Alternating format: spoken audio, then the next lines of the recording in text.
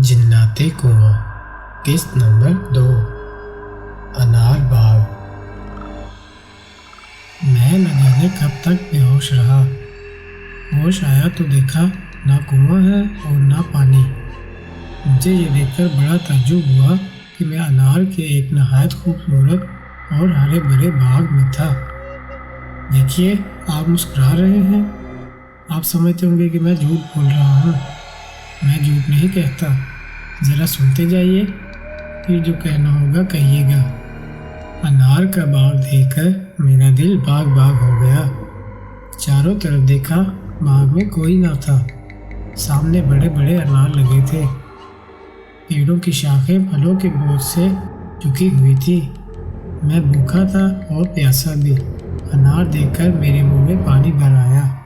मैं उन्हें तोड़ने के लिए आगे बढ़ा तो ये भी ख्याल न रहा कि बिना पूछे किसी की चीज़ लेना ठीक नहीं। भाई, मुझे भूख प्यास ही ऐसी लगी थी कि मैं सब कुछ भूल गया। बस बेधड़क आगे बढ़ा और एक बड़ा सा अनार तोड़ लिया। अरे तौबा! अनार तोड़ते ही आफत आ गई। वो अनार आप ही आप चटक गया। इसके दाने ज़मीन पर बिखर गए और लगे पट पट टूटने। जो दाना टूटता उसके अंदर से बालिश्त के बराबर एक बोना निकलता। हर बोने के निकलने पर मैं अरे ये क्या, अरे ये क्या, ताज्जुब के साथ कहता। देखते देखते 100-150 बोने दानों से निकल आए। वो सब शोर करने लगे, दौड़ो, पकड़ो, चोर चोर। और फिर वो सब मुझे पकड़ने दौड़े। अब तो मैं बहुत घबरा गया। मेरी समझ में कुछ न आया कि ये क्या हुआ। बोनों से जान बचाने के लिए बेतहाशा भागा। बोनों ने मेरा पीछा किया।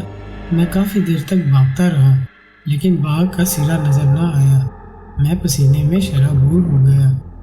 थकावट का ये हाल था कि अब मेरे पाँव ना उठते थे। मगर डर ये था कि मैं रुका और बोनों ने दर्द पूछा।